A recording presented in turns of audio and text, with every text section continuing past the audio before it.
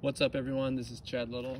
Just wanted to update you guys on the basketball prototype shoe that I've finally got to get some wear test in, and the results have been amazing.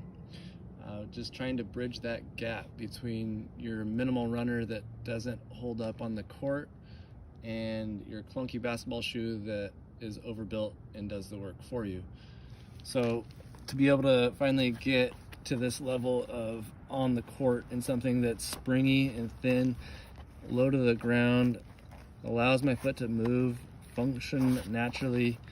It takes a lot of foot strength to be able to play in something like this, and I'm happy to finally experience it because my other options in the past haven't allowed me to be able to be on a zero drop, which is the first time ever, 10 mil off the floor, and supported, and being able to get done playing after hour and a half and have no back pain anymore. I'm 40 next week and trying to play with guys half my age, and it's tough, but I'm happy that I can now get done playing and have less foot pain, more breathability in the shoe that keeps my socks dry, which is amazing to me that no one's ever really done a specific indoor only basketball shoe that just has a ton of breathability and not worry about the rain elements coming in, but the whole inside of the shoe is just breathing through and keeps my foot dry throughout the whole time. So it's been amazing. I guess just in comparison, I wanted to show a basketball shoe that I was playing with more in my athletic prime 15 years ago, and this is a Lebron signature shoe from about 2006. And I remember playing in it probably only 2 times and thinking that I cannot be athletic in these shoes. I can't twist the shoe, it's stuck.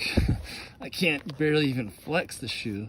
And the amount of thickness and stiffness in this was beyond me that a designer would want this for an athlete on court, especially at the level of LeBron James. But for every other youth, high school, college level kids, adults buying the shoe, I don't know who was able to actually move their foot in these. And it was crazy to me that at the time I was an aspiring shoe designer hoping to get into Nike because I saw that their designers weren't hoopers. There's no hooper out there who would want this on their foot.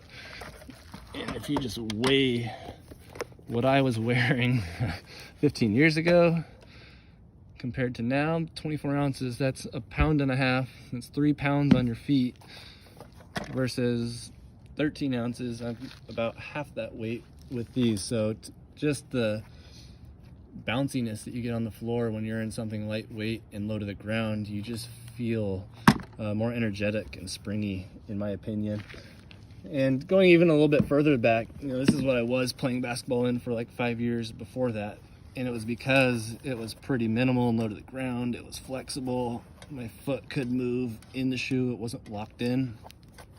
And a Jordan 1 is pretty low to the ground inside. This is what it looks like in there. It's hollowed out rubber. You're not actually that high off the ground. There's a air unit that they'll put in them to give it a little bit more heel impact on the ground.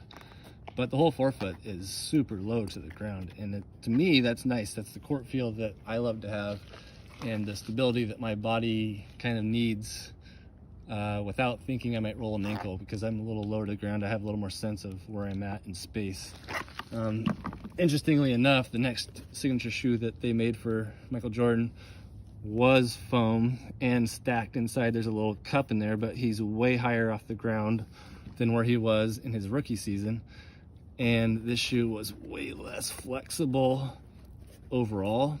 And this is a shoe that he ended up breaking his foot in year 2. And luckily that was only his major injury that he had throughout the course of his career that got him out. But it was interesting to me that that jump had such an effect on these athletes.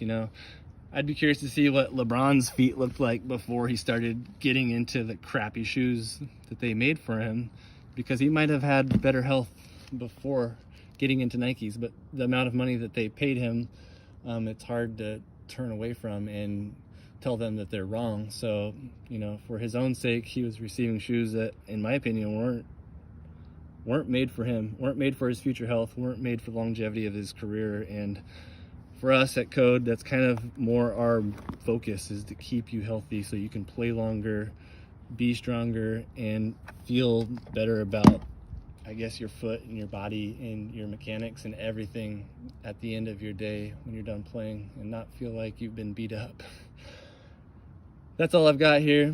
We'll continue to update more as we progress, but we're not slowing down. This is a journey, it's a marathon, and we appreciate the support and feedback that you guys give us. So leave us a comment, let us know what you think. Thanks.